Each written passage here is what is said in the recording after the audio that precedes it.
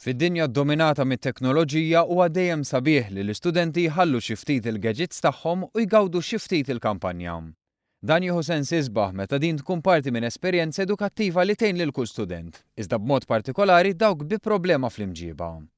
B'inizjattiva ta' Birdlife u maċ-ċentru tal-Edukazzjoni u Riċerka Ambjentali fl-Università ta' Malta sar studju li fih kien ikkonfermat dan il-bżonn kif spjega Mark Mifsud mill-istess università. Ħafna żgħażagħ illum u tfal u anke fil-primarji u fis-sekondarji qed iħossuhom maqtwaj mill-ambjent għal ħafna raġunijiet fosthom id-digital world li qed toħdilhom ħafna mill-ħin available biex joħorġu barra, anke l-fatt li l-ġenituri tnejn semmet ħafna drabi jaħdmu u m'għandhomx ċans jieħduhom fil-kampanja, ħafna drabi jippreferu li t-tfal tagħhom joqogħdu d-dar komdi mingħajr ma joħorġu u jkollhom kuntatt ma' natura. L-istudju sar wara li Birdlife għamlet programm ta' sena mimli attivitajiet għall-istudenti tal-iskejjel primarji u sekondarji biex hekk imliet il-vojt li qed jinħass f'ħafna familji. L-attivitajiet involuti ħafna drabi kienu jkunu li l-Birdlife jieħdu lill-istudenti f'riservi naturali, jew Natura 2000 sites bħalmu mas-Simar, bħalmu mal-Adira, bħalmu għal-Buskett, u hemmhekk hemm attivitajiet varji li jagħmlu l-istudenti kemm mod individwali u kemm fi grupp, jiddependi f'liema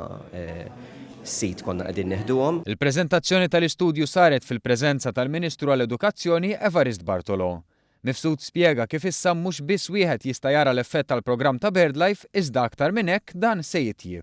Il-programm tal-Birdlife bdejna nirrenġawh skont dak li bdejna niskopru u fil-fatt il-programm tal-Birdlife wera li jista' jkun programm effettiv ħafna biex jerġa' jġib l-istudenti viċin natura.